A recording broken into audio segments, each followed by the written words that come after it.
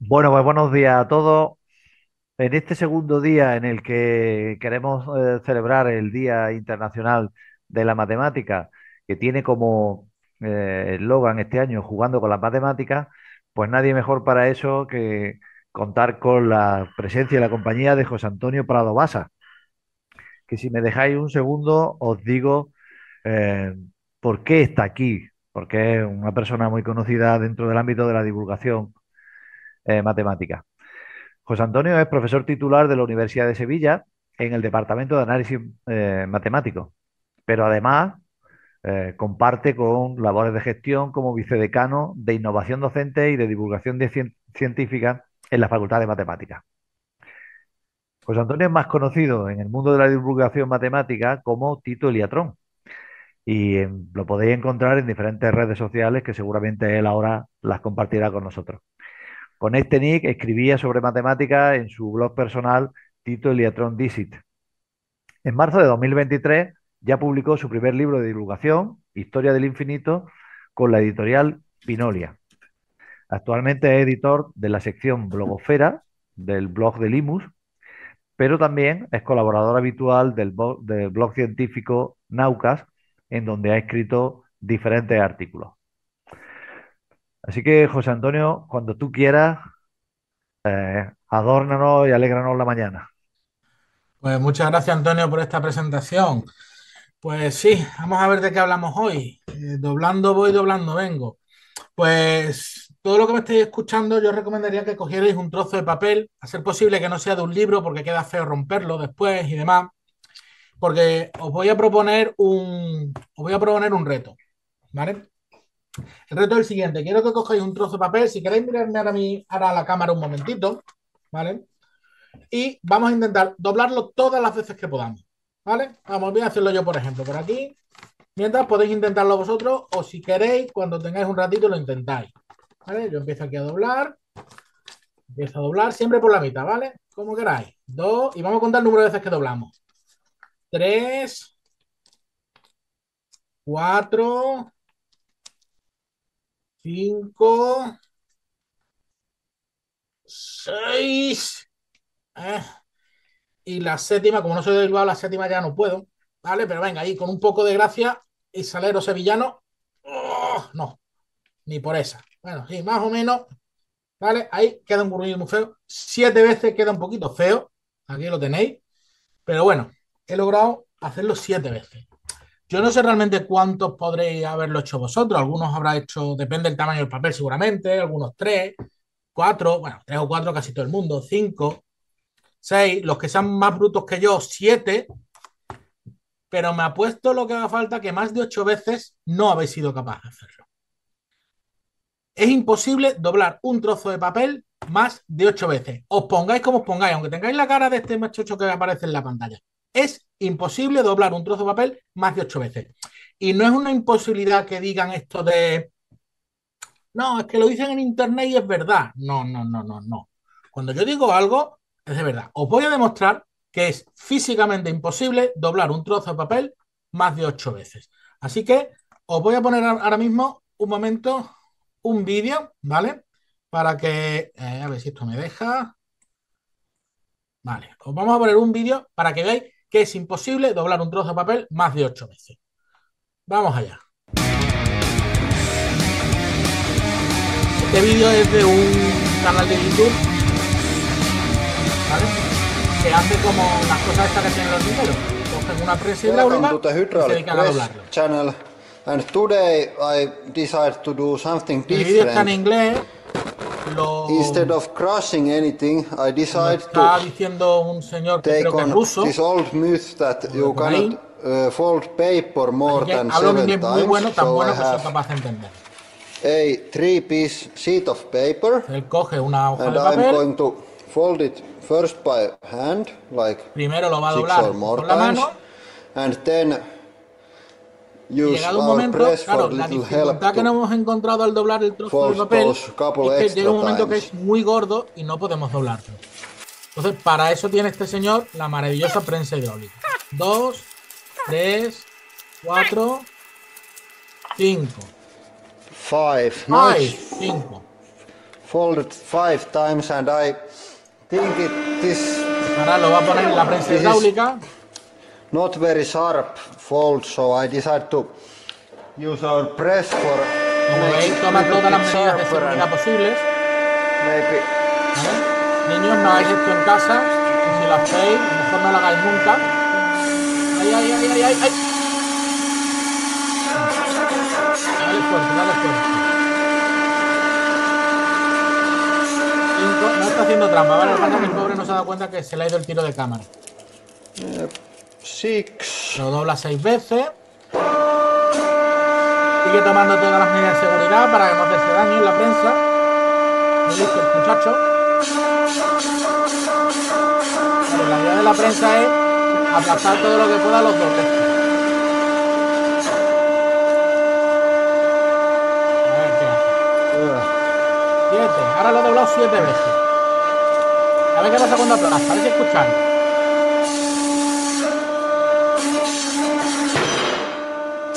What the fuck? ¿Habéis escuchado lo que ha pasado? Ah, Ha explotado. Voy a parar el vídeo. Ha explotado. Si dobláis 7 veces un trozo de papel y lo apretáis muy fuerte para poder doblar lo siguiente, el papel explota. Por lo tanto, es imposible doblar un trozo de papel más de 8 veces. Muchas gracias. Hasta aquí mi charla. Yo ya he acabado. O sea, ¿lo habéis creído? Claro, porque aquí haré dos cosas. O sea, os habéis creído esto, si os habéis creído esto, acabo mi charla, yo cobro mi 1.000.000 de euros que me han prometido y ya está, yo me voy. El problema es que si no os lo creéis. No, ¿verdad? Vale. Claro, porque si no os creéis esto, yo tengo que seguir y os tengo que contar algo más. Bueno, venga, vamos a contaros un poco más porque realmente no nos tenemos que creer todo lo que sale por internet. Evidentemente el papel ha explotado, bueno, es un poco cuestión de química, cuando aquello de la presión por volumen igual constante, pues como hacemos mucha presión sobre un papel, ahí hay un montón de productos químicos en un papel, aumenta terriblemente la temperatura, con lo cual, pues es normal que explote esto, ¿vale? Entonces lo dejáis a los químicos y la gente rara esta que hace cosas raras de ciencias experimentales. Nosotros somos matemáticos, nos dedicamos a hacer cuentas de verdad. Entonces, os voy a contar una historia curiosa al respecto de esto, porque os voy a contar la historia de esta chica, Britney Gallivan, porque a esta chica también le dijeron lo mismo y no se lo creyó. Allá por el 2002, 2003 aproximadamente, cuando esta chica tenía 16 años y estaba aproximadamente más o menos en lo que hoy es cuarto de la ESO, primero de bachillerato, pues empezó su instituto en un pueblo que se llamaba Pomona, que estaba en California, ahí con Carlosito todavía, y su profesora, pues a los chicos de hacer matemáticas les dijo, os voy a proponer un reto. Aquellos que queráis puntos extras en la clase de matemáticas, os pido que dobléis un trozo de papel 12 veces. O sea, 12. ¿Vale? Ya habéis visto lo que pasa cuando dobláis 7. 12 veces. Claro, todos los chavales de la clase se pusieron a doblar, a hacer curruñitos de papel como he hecho yo. Y poco a poco, todos los chavales se encontraron con la imposibilidad de que más de 8 veces no se puede doblar un trozo de papel. La mayoría de los chicos fue desistiendo, pero Britney, nuestra protagonista, no desistió de lo que quería hacer. Entonces ella se puso a pensar y claro, el problema que nos hemos encontrado es que llega un momento que los dobleces son muy gordos. Digo, bueno, pues Britney pensó, voy a buscar un trozo de papel muy fino y encontró el que veis aquí en la imagen. Vamos a poner el puntero para que quede bonito. El que encontráis aquí en la imagen. Eso es una lámina de papel de oro. ¿Vale? Pan de oro que le decimos aquí en Sevilla. Es una lámina muy fina que apenas tiene, creo que era unos 100 átomos de grosor, súper fina, súper delicada, la que utilizan, por ejemplo, aquí en Sevilla, que estamos cerca de Semana Santa, para dorar los pasos de Semana Santa o para hacer dorado en general. Bueno, pues esa lámina súper fina, con mucho cuidado, Britney fue capaz de doblarla 12 veces, con súper cuidado porque es muy frágil, ¿vale? Claro, ni corta ni perezosa, Britney fue a enseñárselo a su profesora de matemáticas, ¿de acuerdo? Pero claro, ¿qué creéis que dijo la profesora de matemáticas? Que ni hablar. Le dijo que ella había pedido en papel. ¿De pan? ¿Qué pan de oro ni pan de oro? En papel. Y sin papel esto no se puede hacer. Claro, cualquier persona, pues ante esto hubiera ya desistido del todo. Pero Britney siguió pensando un poco. Y utilizó el único arma que todavía no había utilizado. Las matemáticas. Es más, Britney fue capaz de hacer lo que realmente hacemos hoy los matemáticos profesionales. Entonces, vamos a ver cuál es el verdadero trabajo de un matemático. A ver, normalmente hay un problema en la vida real. Ese problema puede ser, ¿qué te digo yo? Por ejemplo, conseguir que un edificio pues, sea climáticamente eficiente, por ejemplo. Bueno, pues nos llega ese problema a los matemáticos y los matemáticos lo que hacemos es una modelización. Quitamos el esqueleto, toda esa palabrería y nos quedamos solo con ecuaciones, con fórmulas, con objetos amigables para nosotros. Un modelo matemático. Ese modelo matemático, los matemáticos nos dedicamos a resolverlo, bien creando una nueva teoría que ya exista para resolverlo o bien adaptando alguna que ya existe. Y damos nuestra solución al modelo. Aquí la tenéis. Y ahora tenemos la solución al modelo, pues tenemos que avanzar y decir, bueno, traducirlo al mundo real y dar la solución del problema real. Este es el verdadero trabajo del matemático. Pues bien, Britney Gallivan, con 16 años, realmente, para resolver ese problema que se había planteado, hizo exactamente esto mismo que hacen los matemáticos. Vamos a ver qué es lo que hizo. Lo primero, modelizar el problema. Bueno, pues se le ocurrió, ojo, para doblar esto, vamos a hacerlo más sencillo. Y vamos a imaginar que tenemos una tira de papel y siempre la doblamos en la misma dirección. Hacia allá la hemos doblado, después hacia allá. Siempre en la misma dirección, siempre en la misma dirección. Como si tuviéramos, en vez de un papel ancho, una tira súper larga de papel.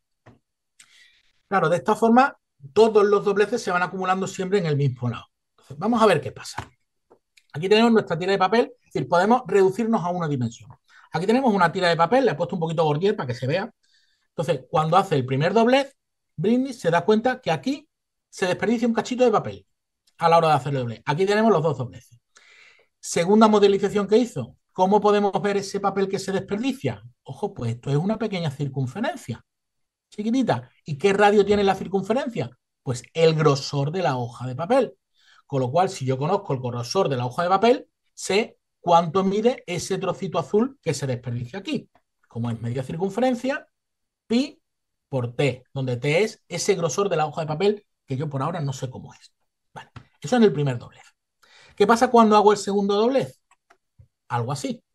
La zona azul se acumula aquí y aparecen dos nuevos dobleces rojos. Cada uno de ellos con radio un grosor t y radio 2t. Luego, cuando hago dos dobleces, tendré la zona ya acumulada aquí más lo que se pierde aquí. En este caso, pi por t más 2 pi por t. ¿Vale? Seguimos, un tercer doblez. Cuando hago un tercer doblez, lo que ya tenía antes se vuelve a acumular aquí y aparece la zona verde, que son ahora cuatro dobleces de radios t, 2t, 3t y 4t. Por lo cual, lo que hemos desperdiciado a la hora de hacer el doblez es todo esto. Fijaos que aquí siempre en medio quedan trozos de papel donde se van a ver todas las capas que se van a acumular. ¿Vale? Entonces, Britney se preguntó realmente cuál es la suma de todo esto que se va desperdiciando. Vamos a ver un último paso. ¿Vale? En el último paso, pues tendríamos aquí todos estos dobleces. Y aquí en medio tendríamos un cachito chiquitito, chiquitito, chiquitito, donde se verían todos los dobleces. De esta forma, ella puede saber pues eso, cuál es la cantidad mínima de papel para hacer una cantidad predeterminada de dobleces. En general, es esta suma un poquito feota, lo reconozco. ¿Es fea? ¿Más fea que el Betty? Sí, pero ¿qué le vamos a hacer? Pues bien, Brindy lo que hizo ahora fue escribir esto de otra forma, una forma un poco más amigable, más sencilla. Ojo, tenía 16 años, ¿eh? O sea, esto lo hace un matemático, o sea, un alumno de primero de carrera de matemática ve esto y se asusta un poquito al principio y a lo mejor es capaz de hacerlo, pero estamos hablando de una chica de 16 años. Bueno, pues ella se buscó las mañas, como decía mi abuela, para escribir esto de otra forma y dio con esta fórmula que tenéis en pantalla. ¿Qué significa esta fórmula? Esta fórmula es ¿cuál es la longitud mínima necesaria de papel para doblarla n veces? Siempre que el papel tenga un grosor de t unidades. ¿Vale? Pues será pi veces t dividido entre 6 por 2 elevado a n más 4 multiplicado por 2 elevado a n menos 1. Claro, esto es lo mínimo. Digamos que este es el papel que se desperdicia en los dobleces. Realmente necesito, para que aparezcan la zona de en medio, donde se vean todas las capas, necesito un poquito más de papel. Realmente necesitaría aproximadamente el doble de lo que aparece ahí, más o menos. Pero lo mínimo que necesitamos es esto. Bueno, vamos a poner a prueba esta fórmula. claro, yo sé qué significa pi, 6. Si yo quiero doblar 7 veces, pues sé que aquí tengo que poner un 7. Luego necesito calcular t. Es decir, necesito calcular cuánto mide el grosor de una hoja de papel. Ojo, que esto es lo que nos pasa a los matemáticos. Cuando estamos resolviendo un problema, lo modelizamos y aparece otro diferente. Y hay que resolver ese otro, buscarse la vida. Bueno, pues eso le pasó a Britney. ¿Cuánto mide el grosor de una hoja de papel? Claro, uno se pone a pensar, dice, por mucho que coja una regla bonita, o incluso uno de esos calibres que son tan precisos, fijaos que una hoja de papel aquí no entra, ¿vale? No tenemos medida suficiente para hacerlo, ni un calibre, ni una regla, por muy aguda que sea, es imposible. Entonces hay que buscarse otra forma de medir un único trozo de papel. ¿Cuál es la forma? Claro, los folios no vienen de uno en uno, vienen en paquetes de 500. Bueno, pues cojo un paquete de 500 folios y lo que hago es pues medir cuánto miden los 500. Y ahora una regla de 3, porque se puede hacer regla de 3 todavía, ¿no? Sí, ¿no? Pues más o menos 500 folios suelen medir 5 centímetros, está puesto a escala, con lo cual si 500 folios son 5 centímetros, un folio, pues 0,01 centímetros, ¿vale? La décima parte de 1 milímetro es lo que mide un folio. Además está ajustado, el tamaño estándar de una 4, de un folio A4 es aproximadamente, esta es una buena aproximación. Bueno, pues si metemos esto en nuestra fórmula, pues ahora lo hemos expresado en centímetros. Pi partido por 600, 2n más 4, 2n menos 1. Bueno, pues vamos a ir viendo qué pasa a medida que yo pongo. Si quiero doblar 3 veces, la fórmula me dice que necesitaré como mínimo un papel de 0,44 centímetros, ni siquiera medio centímetro. Si quiero doblar un papel 4 veces, necesito 1,6 centímetros de papel como mínimo. Si lo quiero doblar 5 veces, necesito un papel de 5,8 centímetros. Si lo quiero doblar 6 veces, siempre en la misma dirección, necesito un papel de 22,4 centímetros. Por ejemplo, un folio A4, el lado largo mide 27 centímetros. Luego, un folio A4 teóricamente lo podemos doblar 6 veces siempre en la misma dirección del lado largo. Si quiero doblar 7 veces un trozo de papel siempre en la misma dirección, necesitaré un papel de 87,8 centímetros. ¿Pero cuánto le habían pedido a Britney? Bueno, 8 veces. Que han necesitado un papel de casi 4 metros. ¿Cuánto le habían pedido a Britney? 12, ¿no? 12 veces. Pues si Britney quería doblar un trozo de papel 12 veces, necesitaba como mínimo una tira de papel de 800 metros. O sea, casi 1 kilómetro, si nos ponemos. Pues necesitas un poco más. Casi 1 kilómetro. Luego, había resuelto el problema. Sabe ya el papel que necesita. 1 kilómetro de tira de papel. El problema ahora, ¿cuál es? Traducirlo a la vida real. Encontrarlo. ¿Vale? Encontrarlo. Bueno, pues, ¿qué creéis que pasó? Que lo encontró. Y lo encontró, efectivamente, encontró en unos grandes almacenes americanos. ¿Sabes que los americanos van a lo grande, no? Los potes de ketchup de 500 litros, las botellas de agua de 600 litros, pues encontró un rollo de papel higiénico que medía aproximadamente 1,5 kilómetros. Un rollo de papel higiénico de una capa. Esa capa también tenía aproximadamente el mismo grosor de 0,01 centímetros, el mismo que tienen el papel tradicional. Y con ese trozo de papel lo compró y junto con sus padres y algunos amigos, dentro de ese centro comercial, doblando voy, doblando vengo, fue la primera persona en doblar un único trozo de papel 8, 9, 10, 11 y hasta 12 veces. Y por ello obtuvo el récord Guinness a la persona que más veces ha doblado un trozo de papel con 12 veces. Aquí tenéis Britney, ya un poco mayorcita, en un vídeo que hizo para, para precisamente los récords Guinness, con el trozo de papel que ella dobló. ¿Ves? Aquí en medio podéis ver todas las capitas ahí, puestas una debajo de la otra. Ojo, pues esto es una buena forma de aparecer en el récord Guinness, ¿no? Para aparecer necesitamos doblar un trozo de papel 13 veces. Y como tenemos una fórmula, puedo averiguar cuánto papel necesito para doblarlo. Bueno, pues la pongo. ¿Vale? Pues si quiero doblar 13 veces un trozo de papel, necesito como mínimo una tira de 3,5 kilómetros. En la práctica la voy a necesitar una tira de 6 kilómetros. ¿Me imagináis un papel de 6 kilómetros? O sea, 6 kilómetros. ¿Vale? O sea, que si ponemos 7 por 6, 40, o sea, tenemos una maratón con 7 papeles de estos. ¿Vale? Bueno, pues unos chicos de un instituto también americano, creo que se llama James Stanton, que es otro divulgador americano muy conocido, pues cogieron un trozo de papel tan grande y aquí lo tenéis, doblado 13 veces. 13 veces un trozo de papel. Perdona un momentito, perdona. Sí, sí. Que. Un momento, sí. Perdona, claro, necesitaban una cosa muy larga, ¿vale? Necesitaban un sitio muy largo. Es que os cuento de qué va esto porque me han llamado del bar, ¿vale? Me han llamado del bar que hay un problema, ¿vale? Hay un problema. El problema es el siguiente. Ellos necesitaban un sitio muy largo. 3 kilómetros de papel es bastante largo. Entonces encontraron este pasillo. Este se llama el pasillo infinito del Massachusetts Institute of Technology, el MIT. Pero este pasillo, aunque es muy largo, muy largo, muy largo, y muy bien decorado, por cierto, apenas tiene unos 600 metros de longitud. Y claro, no les daba para hacer todos los dobleces. Entonces, lo que hicieron, al parecer, eso es lo que me estaban contando ahora en un momentito por teléfono, es que cogieron, cortaron los primeros papeles y pusieron los primeros papeles uno encima de otro cortadito, los 64 primeros papeles. Y a partir de ahí, esos 64 papeles los empezaron a doblar uno tras otro. Y claro, ahí hay trampa. Ahí hay trampa porque lo que han hecho es cortar un trozo de papel y, ojo, ya no es un único trozo de papel. Se han tangado, como decimos por aquí, los 5 primeros dobleces.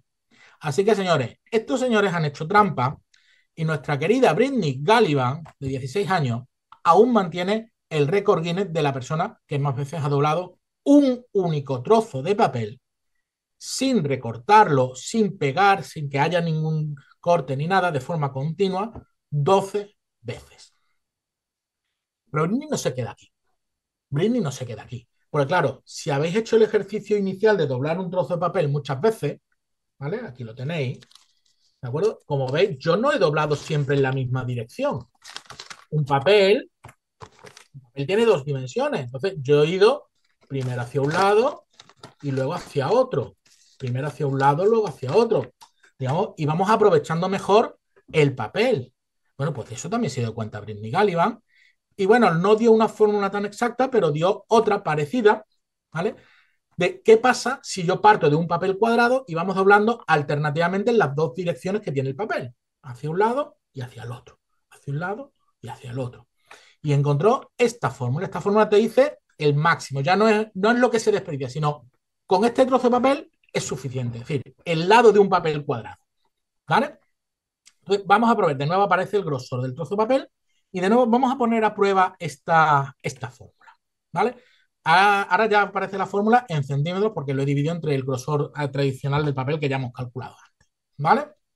Bueno, entonces, si partimos de un papel cuadrado, ¿vale? Para poder doblarlo 5 veces, la fórmula me dice que necesito un cuadrado de unos 2 centímetros.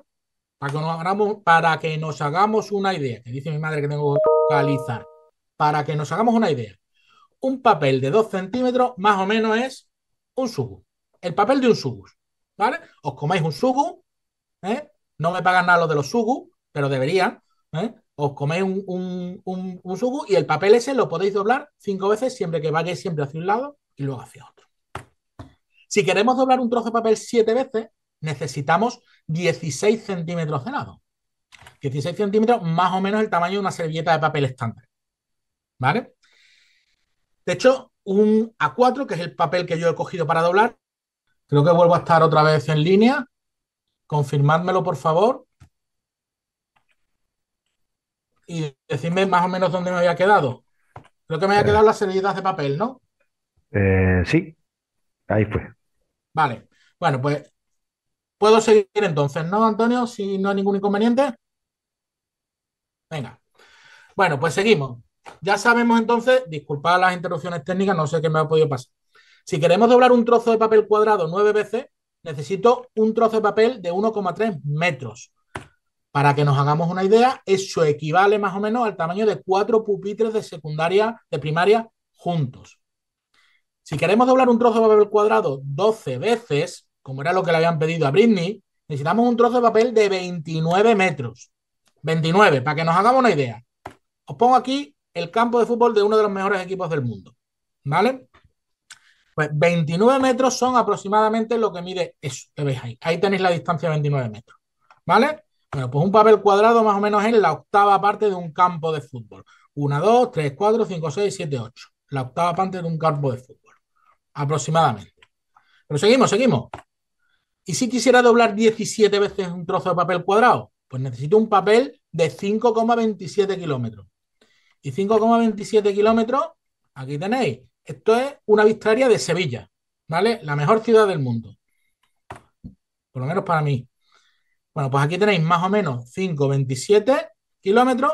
Pues un papel cuadrado de esas características aproximadamente cubriría Sevilla entera. Bueno, vamos a avanzar un poquito más. Me voy a saltar esta parte. Y claro, en matemáticas, lo bueno que tenemos en matemáticas es que en matemáticas no hay límite. Este es un chiste para matemáticos, ¿vale? Sobre todo los que están estudiando cálculo. En matemáticas no hay límite. El límite lo tenemos en nuestra imaginación. Por ejemplo, en física, en el resto de ciencias experimentales, el límite lo tienen en la realidad. Pero en matemáticas podemos ir más allá de la realidad. Y si tengo una hoja de papel infinita, súper grande, todo lo grande que yo necesite, ¿vale? Bueno, pues, ¿qué pasa si yo necesito, si cada vez que yo haga la doble una vez, pues tendré dos capas, tendré dos hojas de papel. Si la doblo dos veces, tendré 4 hojas de papel. Si la doblo 3 veces, 8 hojas. Si la doblo 4, 16. Si la doblo 5, 32. Cada vez que hago un doblez, duplico el número de hojas. Esto además me permite ponerlo en forma de potencias de 2. Y de esta forma, si doblo n veces un trozo de papel, tendré 2 elevado a n capas. Esto es lo que se conoce como crecimiento exponencial. A medida que aumenta n, 2 elevado a n se hace cada vez más grande y de una forma que se llama crecimiento exponencial. Esta frase, de hecho, la hemos escuchado hace unos cuantos años, mucho, ¿verdad? Nos acordamos en 2020 en lo que pasaba, ¿no? El crecimiento exponencial lo escuchamos aquí. Esta es la curva de casos de contagios COVID que había. Y esto era crecimiento exponencial. ¿Por qué? Porque al principio cada persona contagia a otra. Y ahora, una vez que están las dos contagiadas, esas dos contagian a otras dos. Y ahora esas 4 a otras 4. Al principio no había nada que pusiera esa barrera, con lo cual ese crecimiento se duplicaba cada vez más. ¿Cuándo paraba ese crecimiento? Pues si no le poníamos remedio, la única forma de acabar con ese crecimiento era acabar con todas las personas contagiadas, o recuperadas o fallecidas. Imagino que todos tenemos todos conocemos gente, por desgracia, en ambos casos. Pero igual que tenemos el crecimiento exponencial y tenemos esta forma triste de ver las cosas, también está el decrecimiento exponencial, que es lo mismo pero visto hacia abajo. ¿Y dónde aparece el decrecimiento exponencial? Aquí. Esta gráfica es la gráfica de casos de difteria que había en Reino Unido pues desde 1914. ¿Vale? Pasaba con el COVID, su ola para arriba, dejaba de haber, su ola para arriba, dejaba de haber, su ola para arriba. Y fijaos, aproximadamente en 1940 se introduce la vacuna de la difteria. Tracatrá, decrecimiento exponencial. El decrecimiento exponencial lo introduce la vacuna, porque en cuanto yo pongo una vacuna, si una persona está contagiada, cuando va a contagiar a la segunda tiene vacuna, no se contagia. Luego, en la segunda iteración, solo tiene una persona a la que contagiar, ya no son dos. Y a lo mejor, pues, esa vacuna va haciendo que cada vez ese crecimiento sea menor. Aquí tenemos más casos. Aquí tenéis la meningitis de tipo C vírica. Se introdujo en 1999, también se ve el decrecimiento exponencial. Aquí tenemos la vacuna de la gripe B, que es una cosa parecida, una enfermedad parecida a la COVID.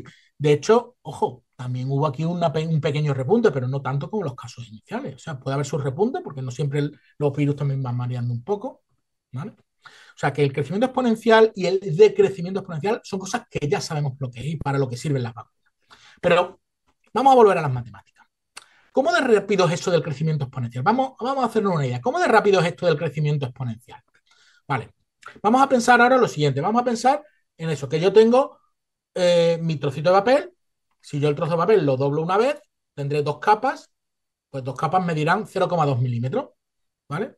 Si lo hago dos dobleces, tendré 0,4 milímetros. Una alturita así chiquitita de 0,4 milímetros. Si lo doblo 3 veces, tendré 8 capas, 0,8 milímetros.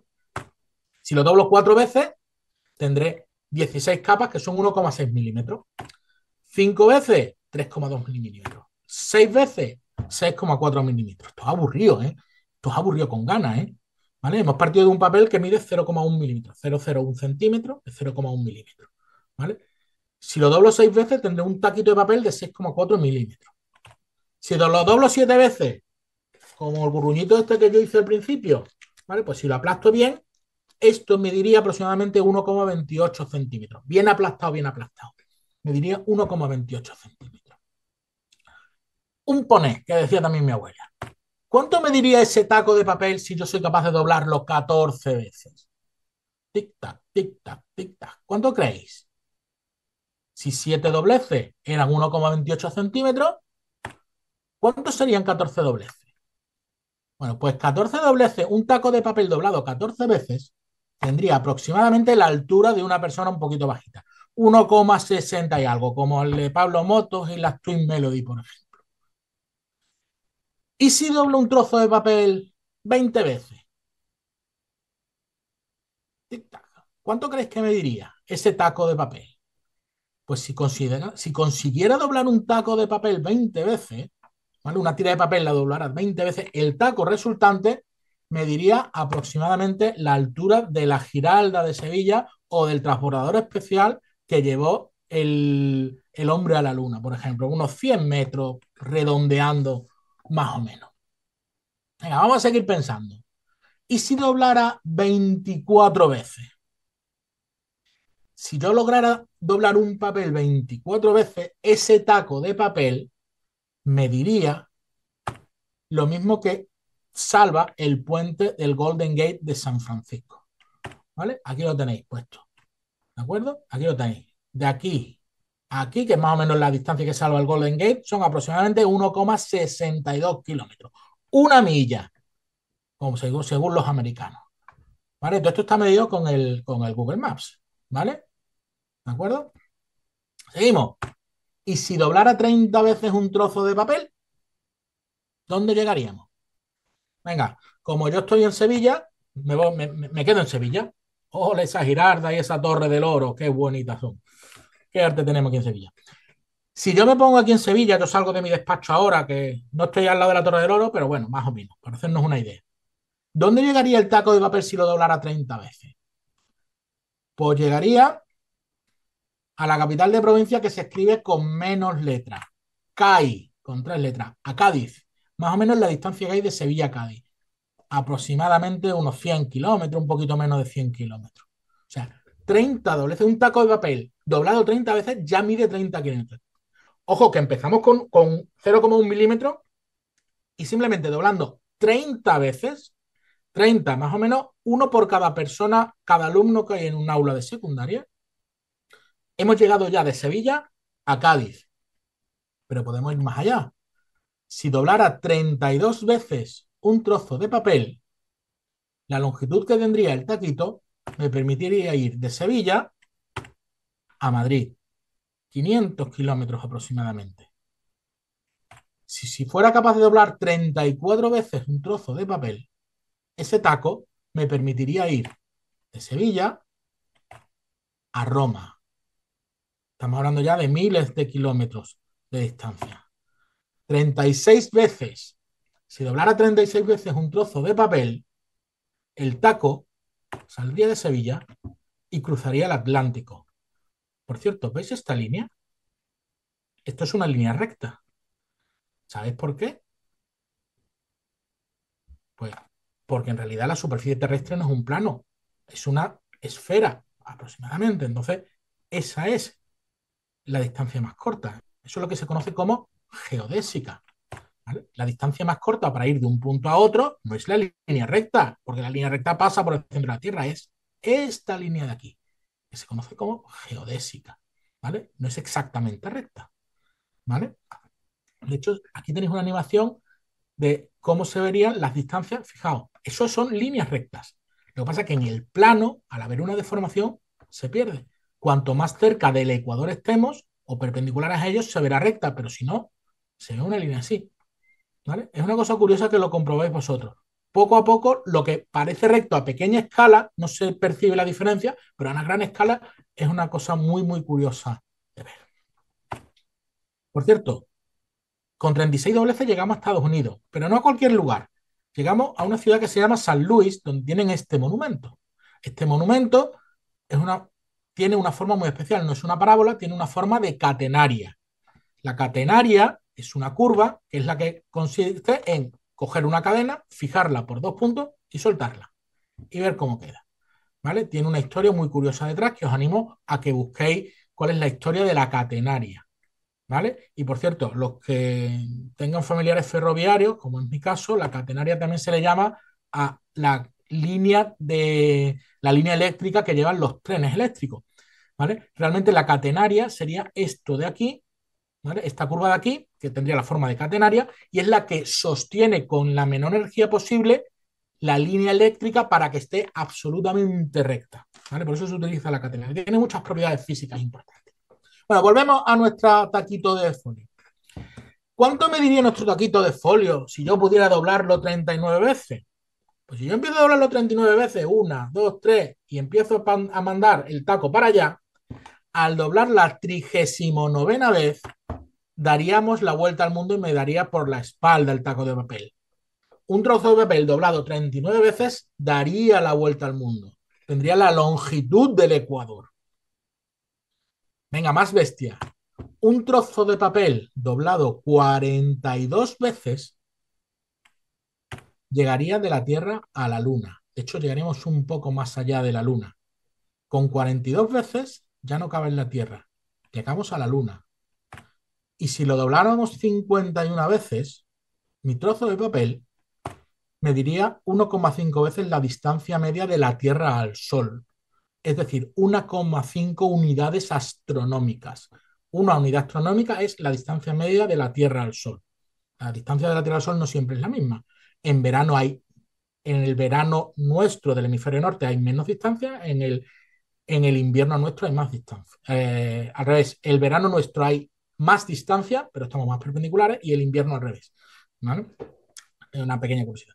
Pero una unidad astronómica es la distancia media aproximadamente de la Tierra al Sol. Pues con un papel de 51 veces sería aproximadamente 1,5 unidades astronómicas. Si dobláramos 56 veces un trozo de papel, tendríamos el diámetro del sistema solar. Mercurio, Venus, Tierra, Marte, Júpiter, Saturno, Urano y Neptuno. Pobrecito, Plutón ya lo han quitado. Plutón ya no es un planeta. Hay que tener mala idea, ¿eh? Plutón antes era un planeta y ahora es un planeta enano.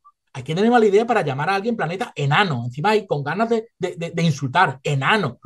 Pobrecito Plutón. Yo soy de Plutón todavía, ¿vale? Pero bueno, más o menos 56 veces sería el diámetro del sistema solar.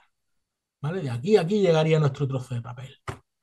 Si dobláramos 83 veces un trozo de papel, tendríamos el diámetro de nuestra galaxia. Por cierto, que nosotros, en la galaxia, que nos creemos el centro del mundo, somos la puñetera periferia de la galaxia. Estamos aquí en el exterior. Somos una zona de pueblo de aquí, ¿vale? Aquí estamos. Bueno, pues 83 veces mi trozo de papel llegaría al otro extremo de la galaxia. Y por último, si cogiera un trozo de papel y fuera capaz de doblarlo 103 veces, 103 no es un número muy alto, son 103 veces, mi trozo de papel no cabría en el universo conocido. Fijaos lo que hemos conseguido. Hemos empezado con un trozo de papel que medía 1 milímetro. A través de un reto y una niña de 16 años, hemos logrado llegar a una fórmula que nos dice cuánto lo podemos doblar. Hemos llegado a batir un récord Guinness y a saber cuánto papel necesito para seguir batiendo el récord Guinness. Y partiendo de un papel de 0,1 milímetros y empezar a doblarlo las veces que queramos, hemos pasado de apenas unos milímetros o 1 centímetro con 5 dobleces a la altura de una persona, la Giralda, el radio de la Tierra. Nos hemos salido del sistema solar y nuestro papel no cabe en el universo. Todo ello a bordo de un papel pequeñito de 0,1 milímetro. Buenas tardes a todos y a todas. Yo soy Luis Rodríguez Muñiz de la Universidad de Oviedo y miembro de la Comisión de Educación del Comité Español de Matemáticas del CEMAT en representación de la Real Sociedad Matemática Española. Hoy por la tarde, pues tenemos la ocasión de escuchar al profesor Juan Miguel Rivera Puchades, quien va a impartir una charla cuyo título, como podéis ver en la pantalla, es Matemáticas para jugar sin problemas. Juan Miguel es licenciado en Matemáticas por la Universidad de Valencia, doctor en Matemáticas por la Universidad Politécnica de Valencia y desde el año 2016 es profesor del área de didáctica de la matemática, formando futuros profesores de primaria y también futuro profesorado de secundaria en el máster. Ahora mismo es profesor ayudante doctor en la Universidad de las Islas Baleares. Previamente trabajó también en la Universidad de La Rioja, donde fue además durante 2 años director académico de formación del profesorado e innovación docente.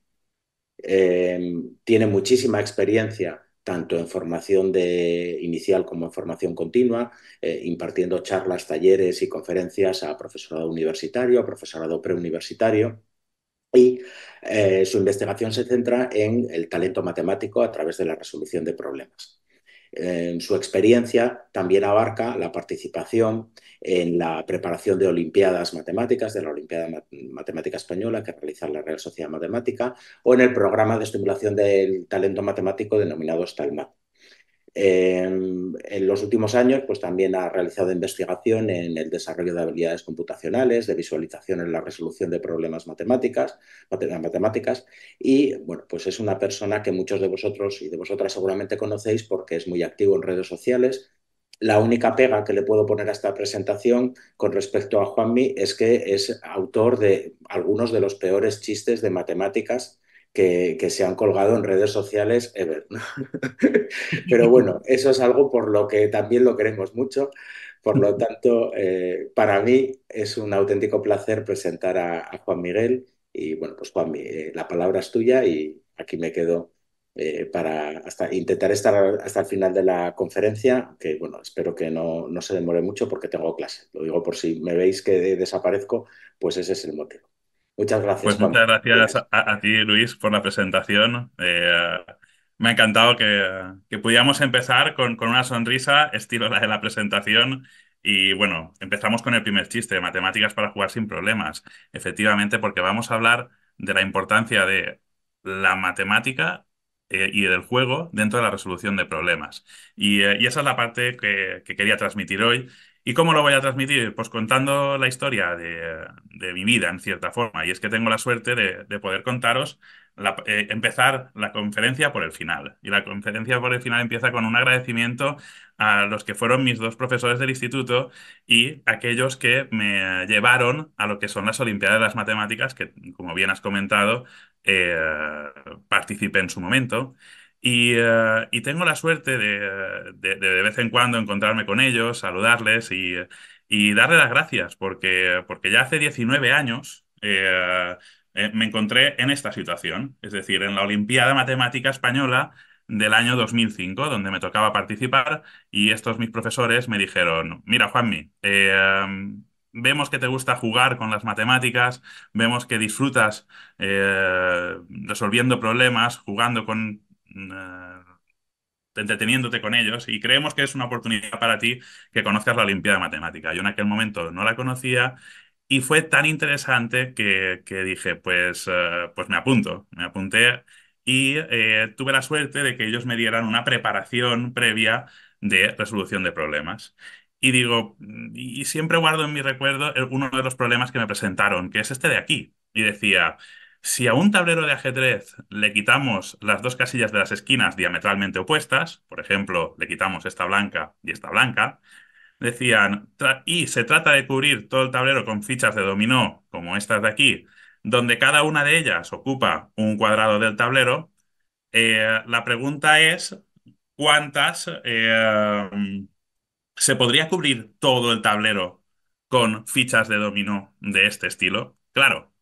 Aquí uno, con sus conocimientos de matemáticas, dice, si tengo 8 filas y 8 columnas y quito 2, tengo 8 por 8, 64, menos 2, 62.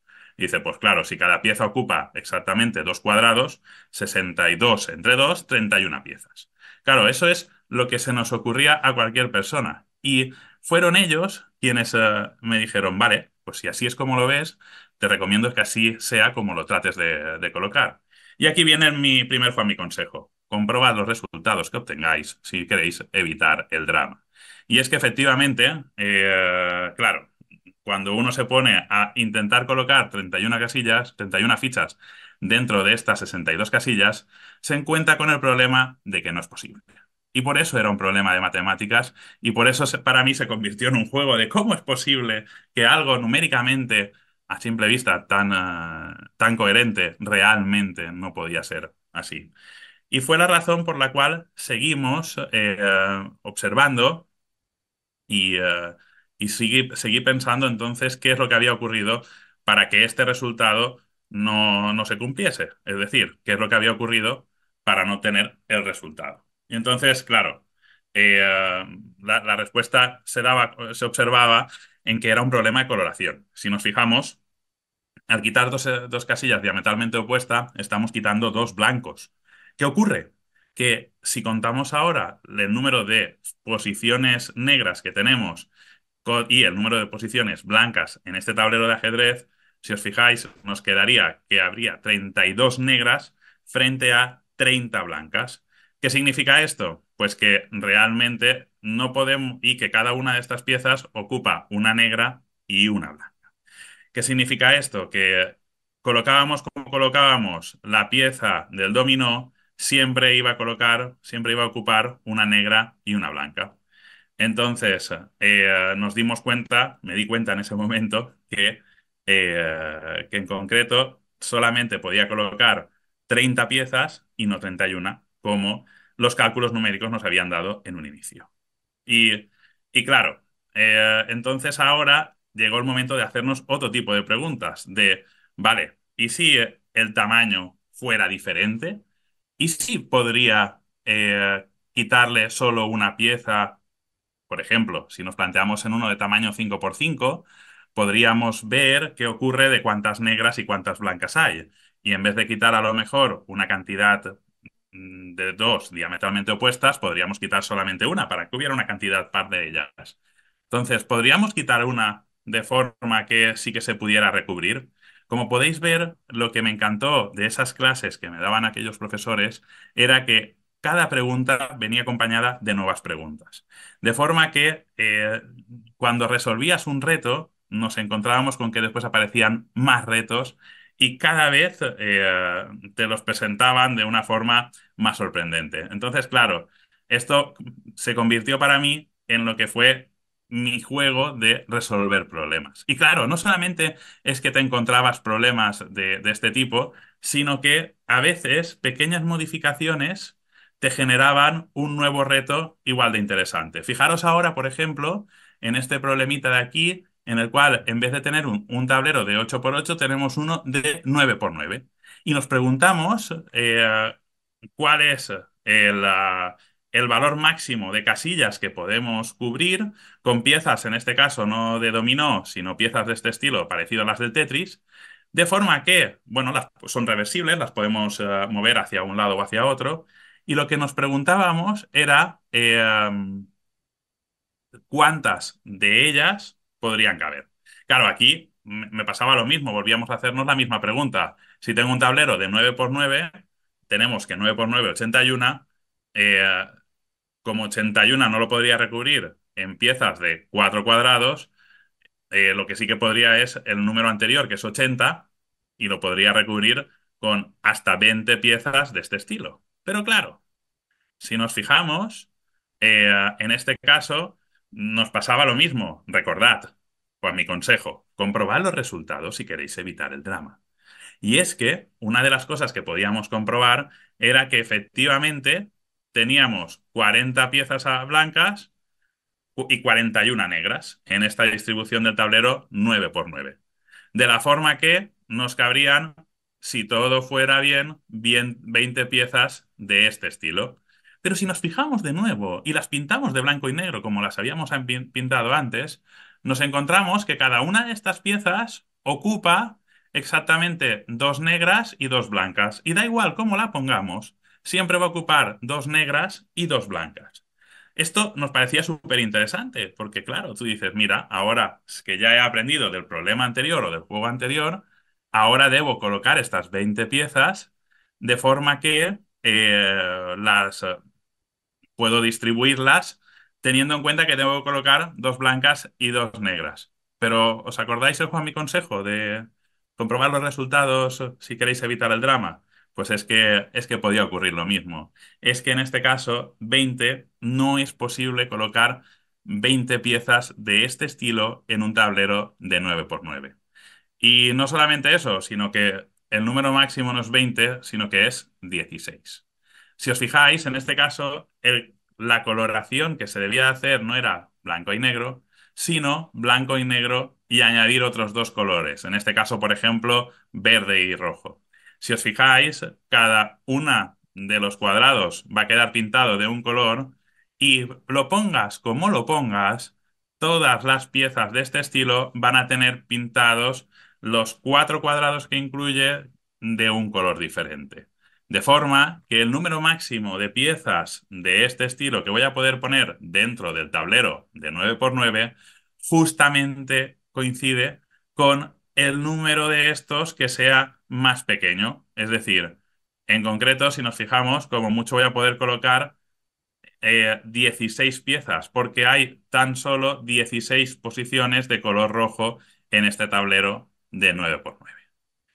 Sin darme cuenta, me habían planteado un problema de lo que se denomina coloración, que es uno de los problemas típicos de las Olimpiadas Matemáticas, en los cuales eh, se plantean problemas que tratan de trabajar en lo que sería colorear o un tablero o los números, y que realmente lo que buscan es que se encuentren estrategias de este estilo.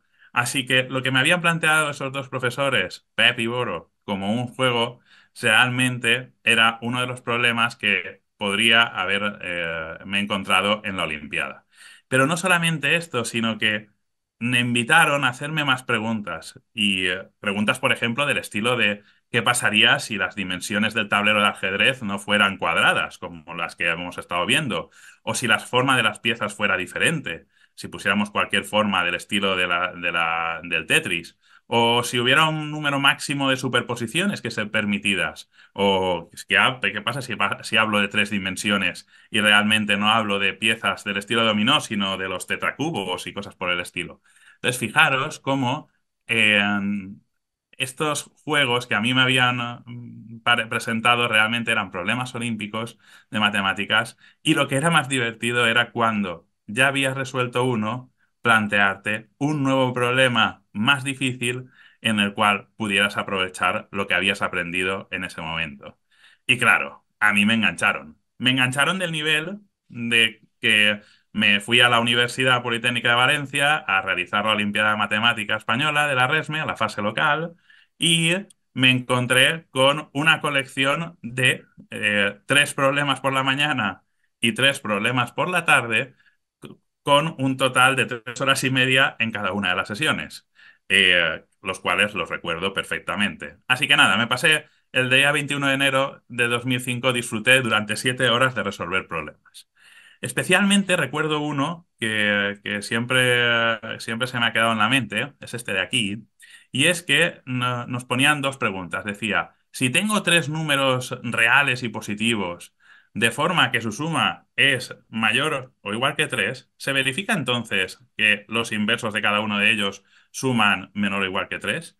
Y luego nos hacían la misma pregunta cambiando el signo de la desigualdad. Claro, a mí este tipo de preguntas me encantaban, porque lo primero que hacía era jugar, y jugar con los números. Disfrutaba probando con los diferentes números. Por ejemplo, si los números fueran 1, 2 y 3, nos dábamos cuenta pues que sí, que en la primera expresión sí que se cumplía. Si luego probaba 1 y 1 y 1, ya me di cuenta pues que en concreto aquí sí que se cumplía, pero no se cumplía la desigualdad, sino la igualdad en los dos casos. Y ya, claro, cuando uno lee el enunciado y se da cuenta que dicen números reales positivos y no números enteros solamente, pues uno se plantea probar con números más pequeños, o en este caso números fracciones. Y claro, se podía encontrar pues que efectivamente Si escogía tres que sumaran exactamente tres, sus inversos podía hacer que en este caso no cumplieran la segunda de las desigualdades. Y aquí vuelve otro, Juan, mi consejo, siempre que os pongáis a encontrar problemas de matemáticas, y es que nunca dejéis de jugar con los números. Efectivamente, jugando con los números descubrí que efectivamente esta desigualdad no se cumplía y el ejemplo para explicarlo era ese que se había obtenido ahí. Por contra, si mirábamos el segundo de los casos, sí que parecía que en cualquiera de las condiciones se estaba cumpliendo y claro, aquí había que mirar otra parte diferente y era aplicar una de las desigualdades más conocidas, que era en este caso la aritmético-geométrica. Bueno, os voy a ahorrar algunas de las expresiones, pero básicamente ocurría que se cancelaba todo maravillosamente y efectivamente se cumplía dicha desigualdad, que era la que nos habían planteado. De forma que así resolví uno de los problemas de la Olimpiada que tanto en tan buen cariño recuerdo. Total, que me gustó tanto aquello que por suerte acabé siendo yo el que proponía los problemas de la Olimpiada. De hecho, siempre estuve aquí, siempre estuve, como podéis ver, escondido en esta foto que os he estado mostrando, pero quiero aprovechar la oportunidad que tengo aquí para compartir la historia de otra persona. Y en este caso, para ello debemos mirar un poquito más para allá y nos encontramos a alguien que se llama M. Miguel Camarasa.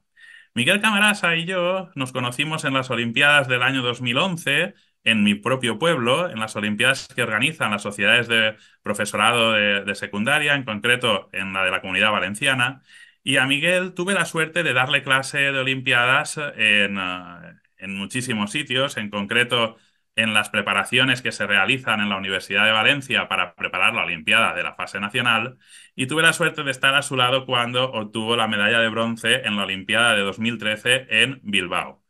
Y no solamente eso, sino que por suerte he tenido la suerte de estar al lado de Miguel Camarasa y de muchas otras personas, tantas como podéis ver aquí en los últimos años.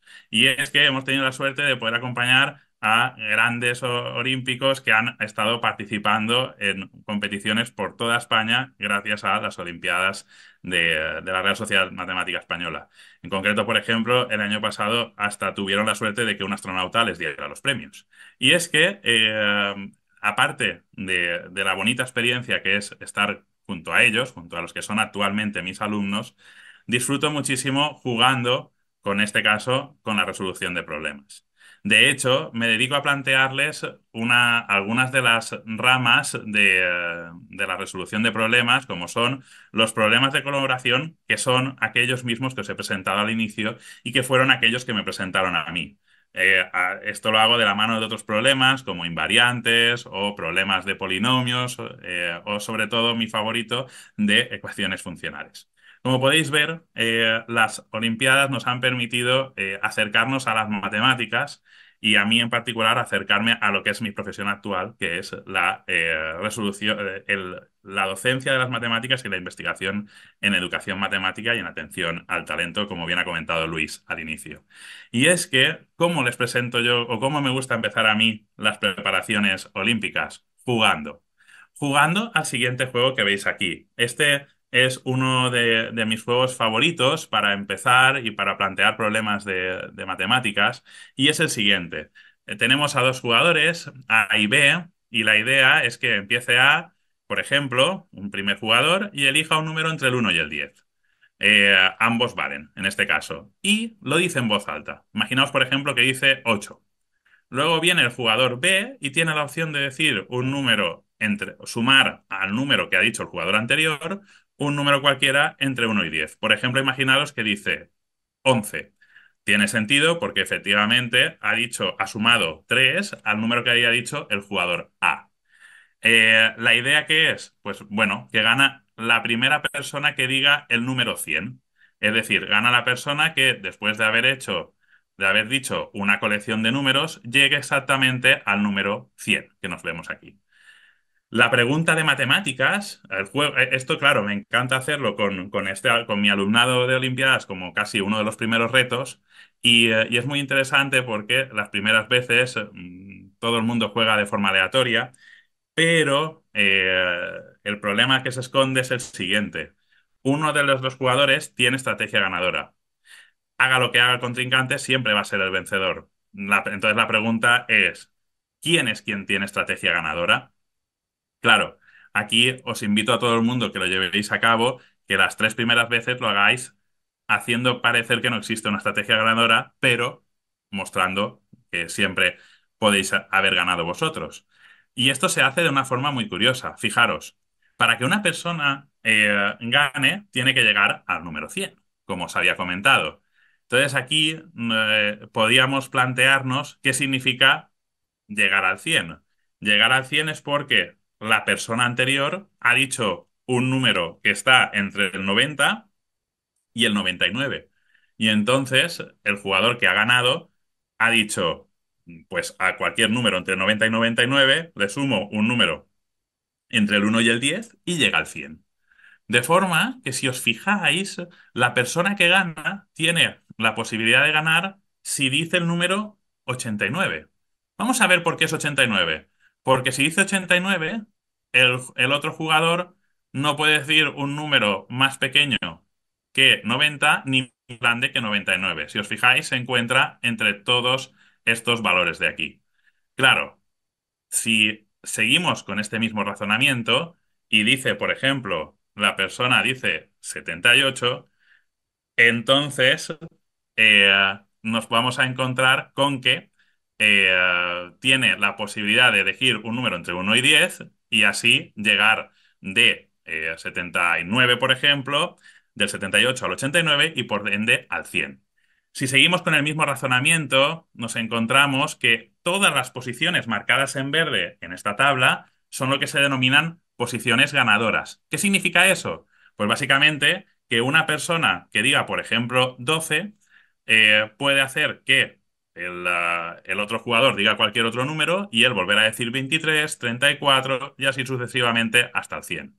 Pero si nos fijamos, y como bien ha comentado uno de los espectadores llamado Dani Sadornil, si dijéramos 1, es decir, si empezáramos diciendo 1, la persona que ha empezado diciendo este número ya tiene estrategia ganadora. ¿Qué significa esto? Pues que efectivamente con el 1 la persona que empieza tiene ya la victoria asegurada. Fijaros que esto es muy interesante porque nos podemos plantear lo que se denominan posiciones ganadoras, que serían todas las marcadas en verde, y posiciones no ganadoras, que en este caso serían todas las otras, porque ya directamente podríamos enviarlo a una de las posiciones en verde.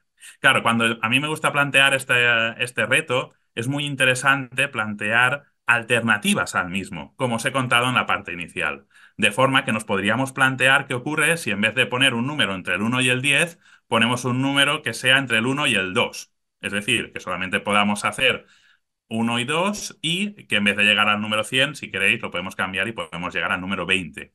De forma que el juego cambia totalmente, pero a lo mejor la estrategia no. Y esto también genera un debate muy interesante con lo que sería nuestro alumnado cuando planteamos este tipo de reto. Lo que os quiero comentar es que las alternativas a estos juegos también son maravillosas, tan maravillosa como el juego en sí. Eh, y esto, que sería una forma de empezar, luego se puede convertir en otro problema de Olimpiadas, que es este que os voy a compartir ahora mismo, o lo que yo he denominado 2 elevado a que empiece el juego. De hecho, un problema de Olimpiadas que me encontré fue el siguiente. ¿Qué pasa si empezamos, en vez de en el 100, empezamos ahora con el 2016? He tachado 2016 y he puesto el 15 para poder ejemplificarlo ahora aquí, por el tema de tiempo. Pero el problema original lo planteaba para el número 2016. Entonces, en vez de dar la opción de elegir números entre el 1 y el 10, la posibilidad que se plantea ahora es restar una potencia del 2. Es decir, en este caso, por ejemplo, al 15 le podríamos restar 1 y quedarían 14, o 2 y quedarían 13, o 4 y quedaría en 11, o 8 y quedarían 7. De forma que la persona que hace la resta dice este resultado y no puede ser negativo. Lo ve, en la persona B, en este caso el segundo jugador, puede hacer lo mismo y así sucesivamente hasta que gane el primero que diga 0. Fijaros que en este caso el reto es, en vez de sumando, restando. De forma que si nos encontramos pues, con una tabla como la que tenemos y el número inicial, y podemos hacer una especie de razonamiento de ver qué pasa si nos encontramos en las diferentes posiciones. Igual que he dicho antes, las posiciones ganadoras y perdedoras, nos podríamos plantear qué pasa si alguien se encuentra en el uno. Bueno, pues si alguien se encuentra en el uno, vamos a llamarlo jugador A, pues gana. ¿Por qué gana? Pues porque está en la posición uno y directamente ya tiene la victoria. ¿Qué pasa si está en el 2? Pues también gana, porque aprovecha que el 2 es uno de los números que puede decir y ya gana. Vamos a ver qué ocurre cuando estamos en el 3. Si hay una persona que se encuentra en el 3 y A es esa persona, si dice uno habrá restado 2 y por tanto no puede ganar. Y si dice 2 habrá restado uno y tampoco puede ganar porque si os fijáis, la otra persona diría cero directamente. Es decir, que 3 en este caso se convierte en lo que hemos denominado una posición perdedora. Si seguimos con el razonamiento, nos encontramos que en la posición 4 A vuelve a tener estrategia ganadora, obviamente, resta 4, pero es más curioso el 5. Cuando decimos 5, la persona que empieza puede decir o bien quedarse en el 4 y darle la victoria a la otra persona, o bien ir al 3 y en ese caso ganar, o bien ir al uno y en ese caso darle la victoria a la otra persona. Pero fijaros que el número 5 es una posición ganadora, porque yo puedo decir 3 y obligar a la otra persona a que se encuentre en una posición que hemos denominado perdedora. Es decir, podemos enviarlo a una de las posiciones perdedora y por ende ganar. Si observamos y hacemos este razonamiento, nos vamos a encontrar que en el caso del 6 vuelve a ocurrir exactamente lo mismo. Es decir, vuelve a ocurrir que por mucho que haga yo operaciones diferentes, siempre la persona que empieza va a perder, es decir, va a ganar B. ¿Qué es lo que ha ocurrido aquí? Bueno, pues aquí uno ya empieza a encontrar un patrón. Empieza a ver que si está en posiciones uno, 2, 4 y 5 tiene las posibilidades de ganar. Y no solamente de ganar, sino que puede enviar y obligar así al otro jugador a que pierda. Pero si se parte de las posiciones 3 o 6, eh, siempre se puede perder. ¿Qué es lo que ocurre, por tanto? Pues que dependiendo de la posición de inicio, la persona puede o bien ganar o bien perder. En particular, y este fue el problema de la Olimpiada tan interesante que me encontré, es que tanto en 3, 6, 9, 12, 15, es decir, en los múltiplos de 3, no existe una estrategia ganadora, sino que la estrategia la tiene la otra persona. Pero en cualquier otro valor que no sea múltiple de 3, la persona que empieza tiene la estrategia ganadora. Esto, convertido en un problema de Olimpiadas, es otro ejemplo en cómo el juego, en este caso, el juego entre diferentes personas, se puede convertir en un problema de nivel olímpico y donde las matemáticas nos permiten jugar sin problemas, que era el título de lo que os estaba contando. Y es que efectivamente a nosotros años después nos ha encantado y y me he dedicado en cierta forma junto con Lucía Roger a ver qué posibilidades o qué matemáticas se esconden detrás de los juegos. De hecho, probablemente recordéis uno de los juegos que se hizo más famoso en los últimos años, que era el 2048, y en particular de él probablemente recordéis que, bueno, pues que básicamente era un juego en el cual se movían en las diferentes posiciones, arriba, abajo, derecha o izquierda, y en esas posiciones convertían en un único número, de forma que encontrabas nuevas potencias de 2. Como podéis ver en este vídeo que se está reproduciendo, eh, confirmo que se está reproduciendo. En este vídeo que se está reproduciendo, la persona que está jugando, pues está, digamos, obteniendo las diferentes potencias de 2 a partir de juntar las diferentes piezas. Claro, ¿qué es lo que hicimos? Pues tratamos de mirar esos juegos que tanto nos gustaban con ojos matemáticos. Y como podéis ver en la imagen de la izquierda, efectivamente, los ojos matemáticos nos hicieron ver cuál era la estrategia ganadora que todo el mundo aprovecha. Y es justamente esta, es aprovechar que cuando tú colocas en una esquina uno de los números elevados, lo que realmente está ocurriendo es que estás quitándole los grados de libertad. Esta pieza colocada aquí solamente se puede mover en dos direcciones, hacia arriba y hacia la derecha.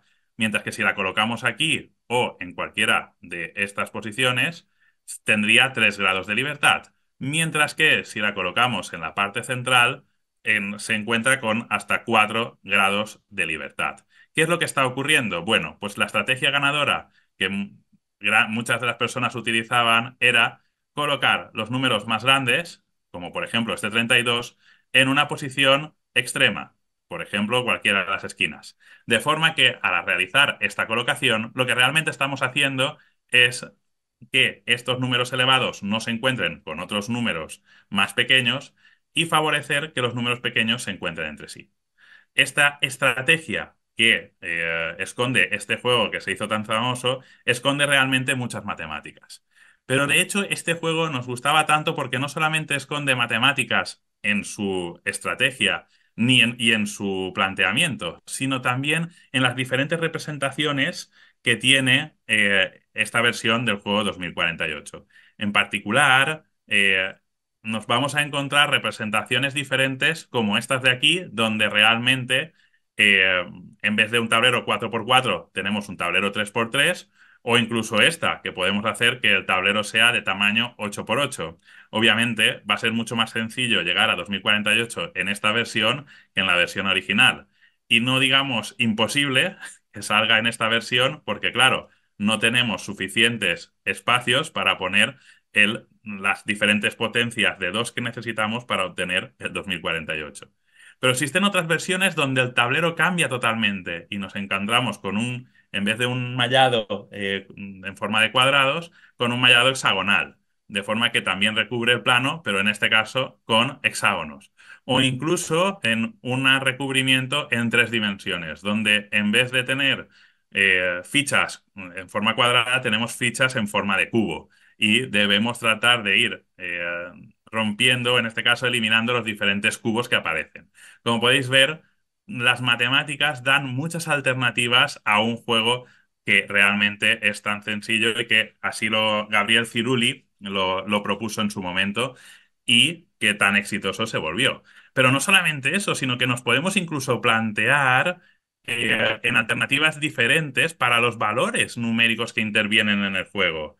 En particular, aquí tenemos la versión que usa los números de la sucesión de Fibonacci y claro, por lo tanto la estrategia aquí cambia totalmente, porque no es que nos interesen dos valores iguales. De hecho, justamente nos interesan dos valores consecutivos en la sucesión de Fibonacci. Así, por ejemplo, el 2 y el 3 se convertirían en el 5, siguiente valor de la sucesión de Fibonacci.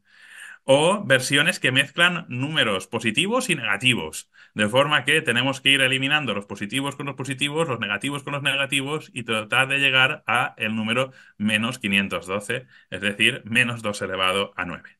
Como podéis ver, las alternativas son muchas y hemos tenido la suerte que recientemente lo hemos podido compartir en el libro este de Matemáticas Infinitas que han editado los compañeros de la Universidad de Alicante, Julio Moreno, Lurena Segura y Juan Matías Sepulcre, y os recomendamos que si os interesa descubrir cuántas matemáticas hay detrás de esta versión o de este juego o de estas versiones, le deis un vistazo donde hemos escrito en este caso el capítulo denominado Matemáticas para jugar mejor. Y es que, como os he comentado, en el mundo olímpico de las matemáticas nos encontramos con muchísimas posibilidades y en concreto, pues actualmente existen muchos lugares donde poder encontrar esos problemas que en mi caso pues me ha gustado convertirlos en juegos. Para mí una de las páginas más interesantes es la página de Enrich. Si os interesa, os recomiendo que la visitéis porque ahí vais a poder encontrar gran número de situaciones, problema como las que os he planteado, pero también existen talleres virtuales que ha organizado la Real Sociedad Matemática Española, donde podéis desarrollar más habilidades de resolución de problemas, o el programa de Evan-Gen, que tiene muchísimas posibilidades también y que presenta todo el abanico posible de problemas que nos vamos a encontrar en las competiciones matemáticas, o libros como mis favoritos, que serían el Engel o el Larson, donde podemos encontrar juegos y retos muy similares a los que he presentado, que posteriormente se convierten en problemas olímpicos, o incluso la comunidad de resolución de problemas mundial que existe, que es Art of Problem Solving. E incluso nosotros hemos creado incluso algún canal de YouTube donde podéis ver también vídeos de resolución de problemas. Con todo esto, si en este caso sois profesorado y queréis invitar a vuestro alumnado a participar y a jugar con las matemáticas y o prepararlo a este tipo de competiciones o retos, os invito a que visitéis pues todas las competiciones que existen y las páginas como Enrich, que os he comentado, o también el Canguro Matemático, la Olimpiada Matemática Española, el problema del mes de la Resme o el Open Matemático, entre otras, porque existen otras muchas competiciones como podéis ver aquí. En general, yo os recomiendo que visitéis todas estas páginas. A mí, por ejemplo, me encanta disfrutar con los problemas de Enrich, en los cuales uno puede jugar a lanzar el dado unas cuantas veces y tratar de cumplir ciertas desigualdades, o problemas como los del canguro matemático, que os voy a mostrar aquí, que este me encantó, porque este tipo de problema era cuántas fichas de dominó podrías colocar en esta figura como la que estáis viendo aquí. Fijaros que, por cierto, que se celebra el próximo 21 de marzo y que se celebra en 75 países en el mundo. Fijaros que a lo mejor si habéis estado en la parte inicial de esta videoconferencia, recordaréis este problema porque justamente trata de eso mismo, es decir, de colocar las piezas de dominó. Y claro, uno lo que hace es intentar ir colocando las fichas de dominó. Yo, por ejemplo, he colocado 10 así, pero también las puedo colocar así y parece ser que no me quedan espacios. ¿Estaré seguro que 10 es el número total de fichas que puedo colocar o podré colocar más? Porque claro, me han quedado 5 espacios vacíos. Pero bueno, si habéis estado en la parte inicial de la conferencia, podréis descubrir que realmente lo que esconde esto es un problema de coloración y efectivamente 10 es el número máximo porque siguiendo esa parte inicial de la conferencia, 10 serían las piezas blancas si lo pintáramos como un tablero de dominó, justo como lo que os había contado antes. Así que sin darnos cuenta, realmente los problemas aparecen y los retos aparecen en muchos otros sitios, como puede ser el canguro matemático, o incluso puedes tener la buena o mala suerte de aparecer uno mismo en los problemas de Olimpiadas, en este caso, en el problema que propuso Antonio Ledesma López para el problema del mes de la Real Sociedad Matemática, donde aparece un tal Juanmi que es el mismo que se está dando la conferencia. Os invito a que miréis la página porque realmente todos los meses se envía una colección de problemas muy interesante. Eh, con todo esto, nos planteamos en que, que podéis encontrar realmente muchos problemas y de tipos muy interesantes en todas estas Olimpiadas. A mí siempre, como todas las preparaciones olímpicas, me gusta acabar con un problema de nivel internacional y el que os voy a compartir es este problema de la Olimpiada Matemática Europea Femenina del año 2018. Es el problema 4 y para mí es uno de los retos más bonitos que he visto en una Olimpiada Internacional y es el siguiente. Lo primero de todo es que cuando os muestren un enunciado de este tamaño, no os asustéis por enunciado largo. ¿Por qué? Pues porque efectivamente lo primero que nos ocurre es lo que denominamos la muerte por enunciado, si este es muy largo, ¿no? Aquí yo lo que recomiendo siempre a las futuras generaciones olímpicas es que traten de subrayarlo, de pintarlo. Fijaros, para un tablero de tamaño 3x3 o más grande, buscamos colocar fichas de dominó que cubran exactamente dos casillas del tablero sin que éstas se superpongan. El valor de una fila o columna es el número de dominós que cubren una casilla de esta fila o columna. Es decir, por ejemplo, si colocamos una pieza de dominó, pues tendríamos que esta fila vale 1 y esta columna vale 1 y esta columna vale 1. Una configuración de dominós se llama balanceada si existe algún entero k mayor o igual que 1, de forma que cada fila y cada columna tenga un 1. Aquí, si os fijáis, si colocamos un dominó de esta forma, tendríamos un 1 aquí y un 1 aquí y aquí. Por tanto, ya tendríamos una configuración balanceada. La pregunta que nos hace el problema es si existe una configuración balanceada y cuál sería ese, para cualquier número natural n, y cuál sería el número de dominos necesarios, por ejemplo, el mínimo. Por ejemplo, en este caso podríamos colocar 1.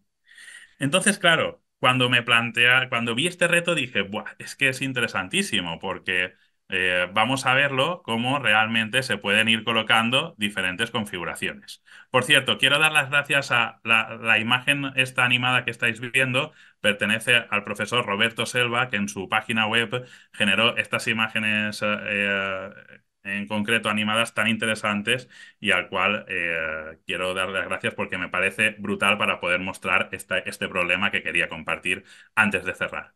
En concreto, fijaros cómo esta configuración serviría para este tamaño 3x3 y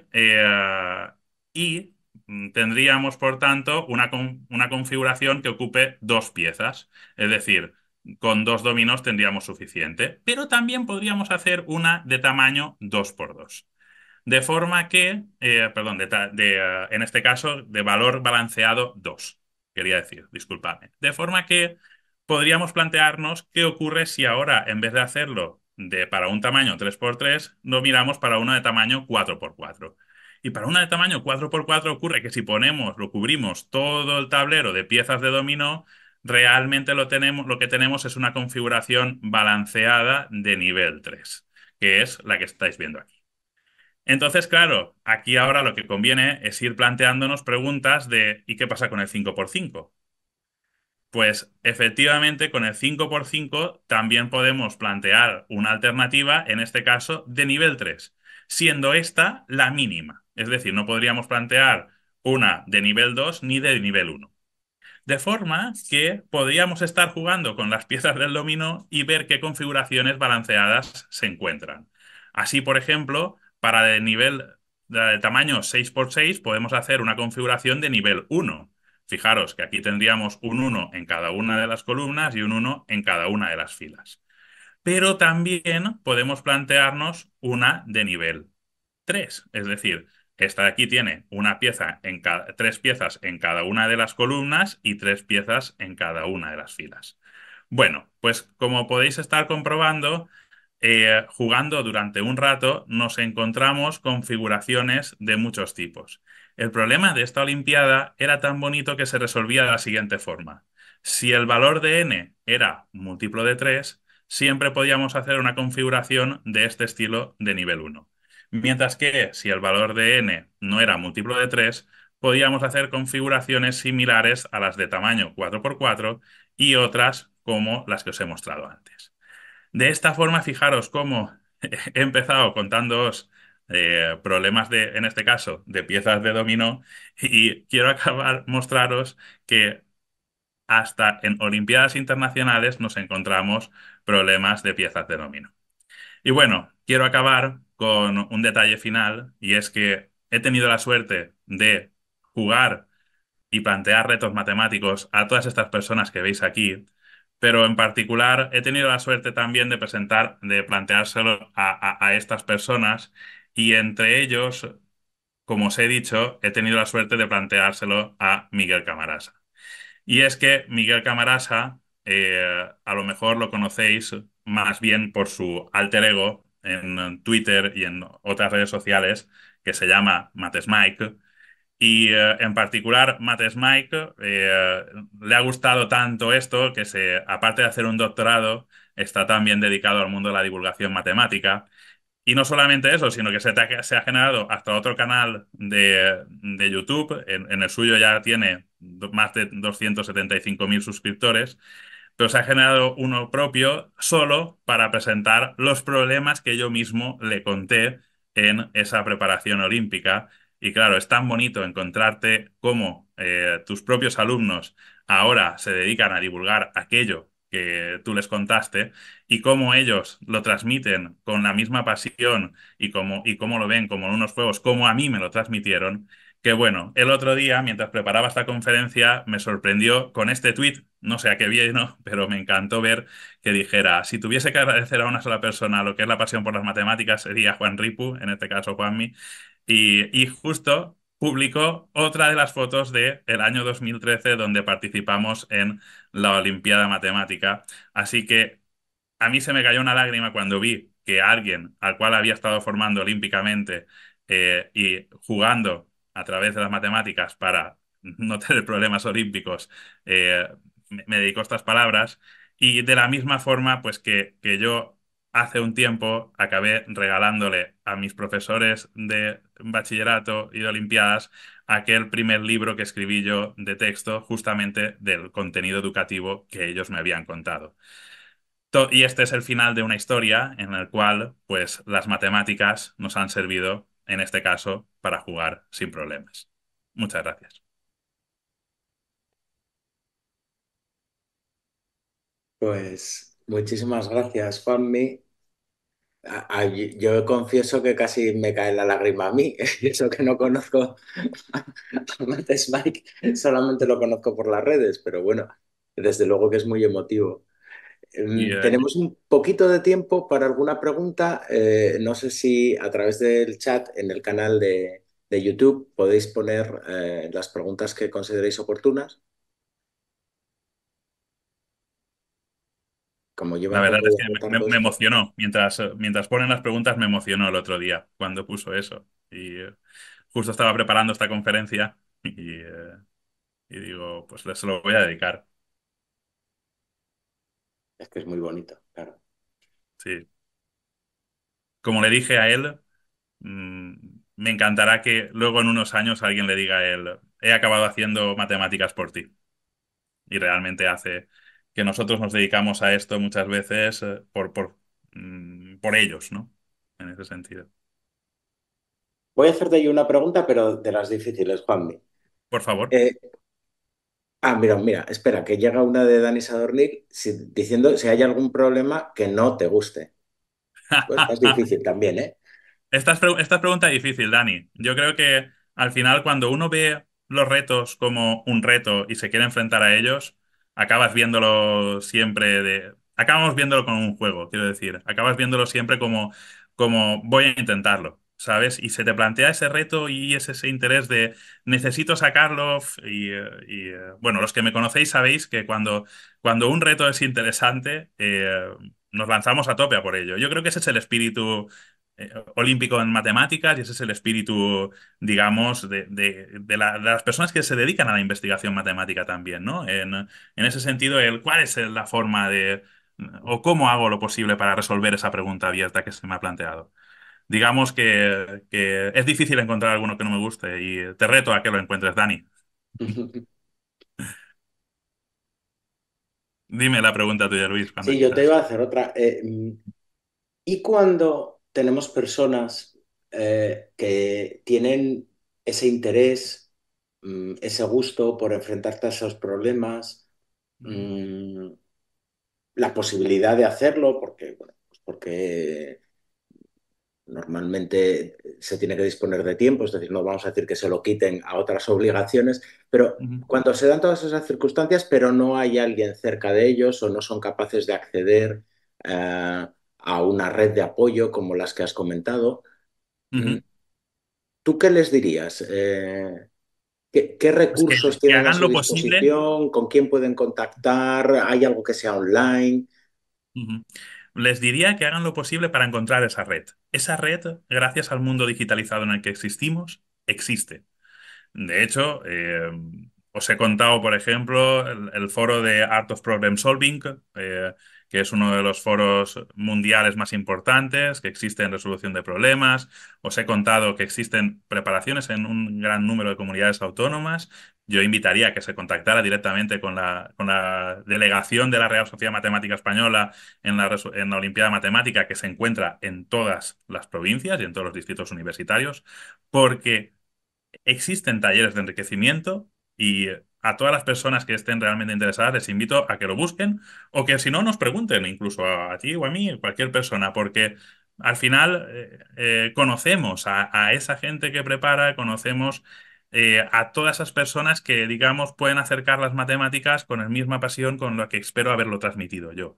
Quiero decir, porque y eso es muy importante, lo acabas de decir tú, el crear comunidad es clave. Es decir, el crear comunidad de personas que tengan esos intereses o esas inquietudes como las que tenemos, como las que tienen los participantes de las competiciones, los y las participantes, yo creo que es clave en lo que es en la resolución de problemas y en conocer esos retos. Porque claro, como lo que os he transmitido, al final yo ahora lo cuento así. ¿Por qué? Pues porque sé que de esa forma voy a enganchar a una persona igual que me engancharon a mí mis profesores del instituto que os he mostrado, ¿sabes? Entonces, yo creo que buscar ese grupo, bueno, es esa parte socioafectiva tan importante de las matemáticas.